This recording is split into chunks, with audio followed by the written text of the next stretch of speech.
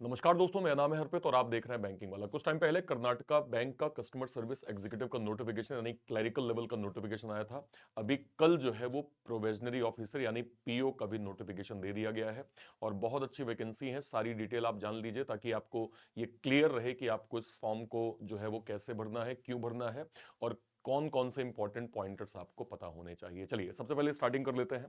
देखिए नोटिफिकेशन जो है वो 30 तारीख को आया है। 30 तारीख से ही आप फॉर्म भरना स्टार्ट करेंगे। 10 दिसंबर लास्ट डेट है। 22 दिसंबर को आप लोगों का एग्जाम जो है वो होने वाला है। ठीक है। अगर मैं क्वालिफिकेशन की बात करूं, post graduate in any discipline, graduate in agriculture science या ग्रेजुएट इन लॉ, ये तीन तरह की बेसिक क्वालिफिकेशन मांगी गई है। अगर आपके पास पीजी की कोई डिग्री है तो आप जो है वो प्रॉपर अप्लाई कर सकते हैं। ग्रेजुएशन यहाँ पे एग्रीकल्चरल साइंस में होना चाहिए या फिर लॉ में यहाँ पे होना चाहिए। ठीक है भाई। इसके बाद एज क्राइटेरिया मैक्सिमम 28 ईयर्स से ध्यान रखिएगा और इसको काउंट किया जाएगा 1/11/2024 के अकॉर्डिंग। और इसमें जो है वो रिलैक्सेशन भी है। अगर आप एससी एसटी कैटेगरी से हैं तो आपको 5 ईयर्स का रिलैक्सेशन भी यहाँ पे दिया जाएगा। ठीक है।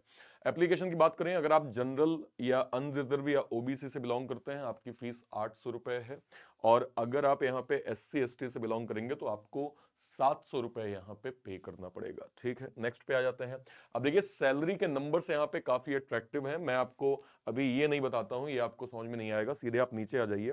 The current CTC will be approximately 117,000 per month eight metro cities. काफी अच्छे नंबर्स हैं।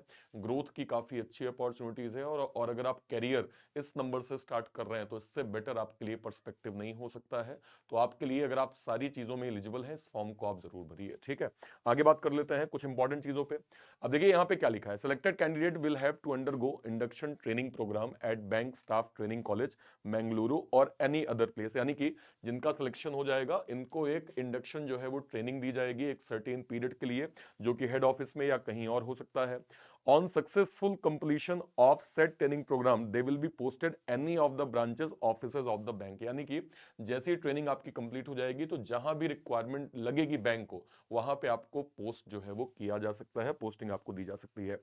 They will be provision for a period of 1 year and satisfactory completion of the provisionary period will be confirmed subject to rules and regulation of the bank। यानी कि 1 साल का minimum आपका एक provision दिया जाएगा। ठीक है। उसमें आपको आपके काम को देखा जाएगा। प्रोविजनली वैसे तो एक औपचारिकता होती है। अब देखिए आप काम नहीं करेंगे तो फिर कहीं ग्रोथ नहीं होने वाली है। बट अगर आप काम काम कर रहे हैं, सारी चीजों को फुलफिल कर रहे हैं तो आराम से आप प्रोविजन से यहाँ पे कंफर्म जो है वो हो जाते हैं। ठीक है भाई। नेक्स्ट पे आ जाते हैं। इंपॉर्टेंट फैक्टर यहाँ पे सर्विस बॉन्ड का है। Selected candidate will be required to execute undertaking to work minimum period of 3 years failing which they require to pay the liquidated damage as may be prescribed in the appointment letter। यानी कि 3 साल का minimum आपको यहाँ पे एक एक bond जो है वो देना पड़ेगा।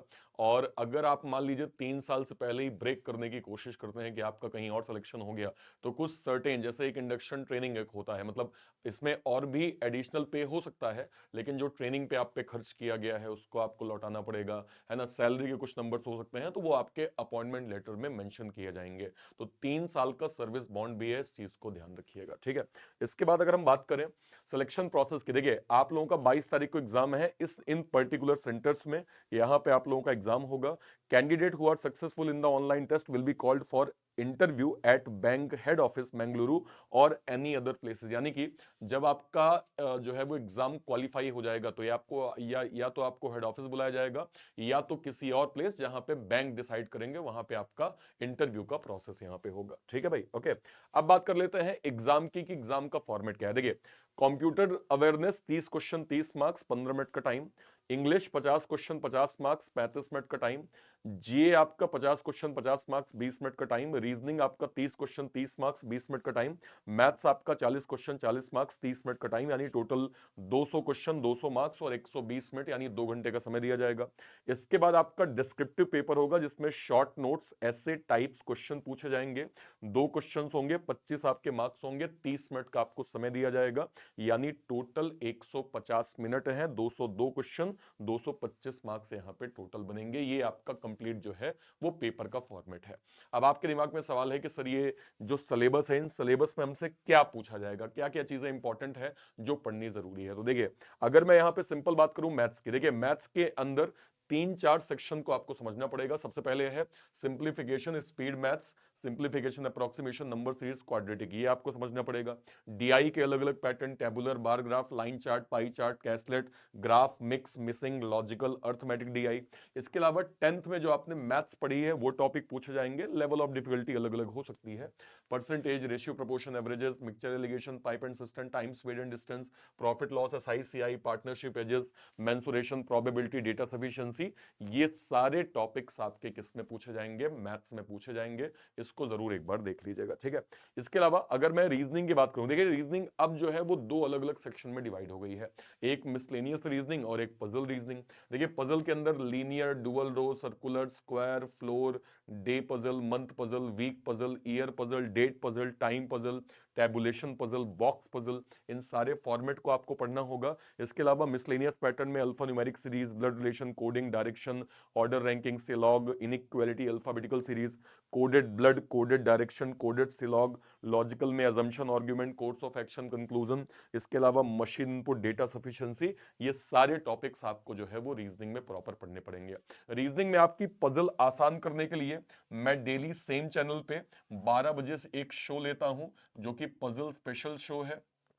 आप सारे बच्चे इस सेम चैनल के लाइव सेक्शन में आप जाएंगे, आपको ये पजल स्पेशल शो मिल जाएगा जहां पे हम लोग पजल को बिल्कुल बेसिक से भी सीखते हैं और स्पीड से भी प्रॉपर करने की कोशिश करते हैं। तो आप सभी लोग इस चैनल पे जो है वो लाइव सेक्शन में डेली दोपहर 12 बजे मेरे साथ पजल स्पेशल सेशन में जुड़ सकते हैं, ठीक है भाई।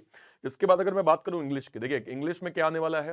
Close test, parajumble, sentence rearrangement, passage, paragraph completion, sentence completion, verb, tenses, modals, noun, pronoun, adjective, determiner, adverb, preposition, conjunction, antonym, synonym, root words, one word substitution, idioms, confusing words, foreign words, fill in the blanks, multiple meaning, error spotting, word swap, phrase replacement, no improvement, match the following, sentence completion, ये सारे type के सवाल आपको जो है वो exam में proper मिलने वाले हैं इंग्लिश के अंदर।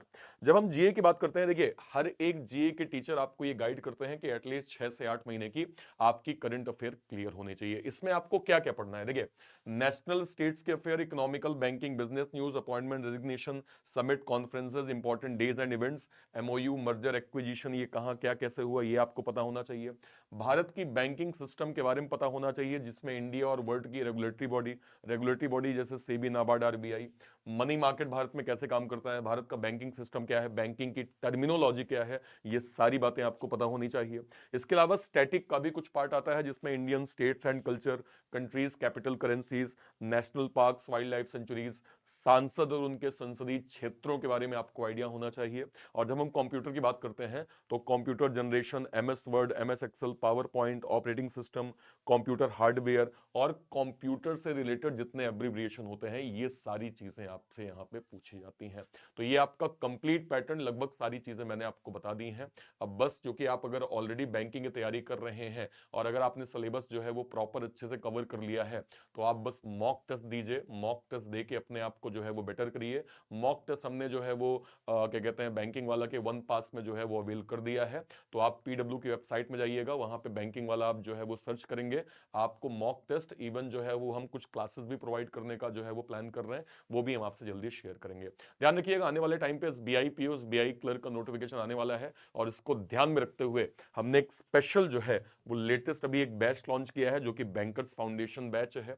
इस बैच में हम अपकमिंग 6 बड़े exams, SBI PO, SBI clerk, IBPS PO, IBPS clerk 2025, RRB PO, RRB clerk, 6 बड़े एग्जाम्स को एक साथ कवर कर रहे हैं और बिल्कुल स्क्रैच से कवर कर रहे हैं। मतलब कोई भी ऐसा बच्चा जो बिगिनिंग लेवल पे तैयारी कर रहा है उसके लिए ये बैच मोर देन सफिशिएंट होगा।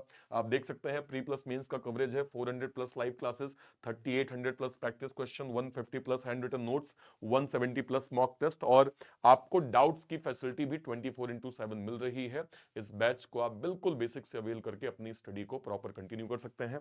और ये बैच आपको मिल जाएगा बैंक महापैक में। बैंक महापैक क्या होता है? अगले 1 साल तक जितने भी banking, insurance, SEBI, NABARD, RBI, जितने बड़े ये जो नोटिफिकेशन है इनके जो भी बैचेस बनेंगे, जब नोटिफिकेशन आएगा वो सब आपको बैंक महापैक के अंदर फ्री ऑफ कॉस्ट मिलेगा, जिसकी 1 साल की फीस जो है वो केवल 2799 रखी गई है, जहां पे प्री मेंस इंटरव्यू सब कुछ आपको एक साथ जो है वो प्रोवाइड किया जा रहा है।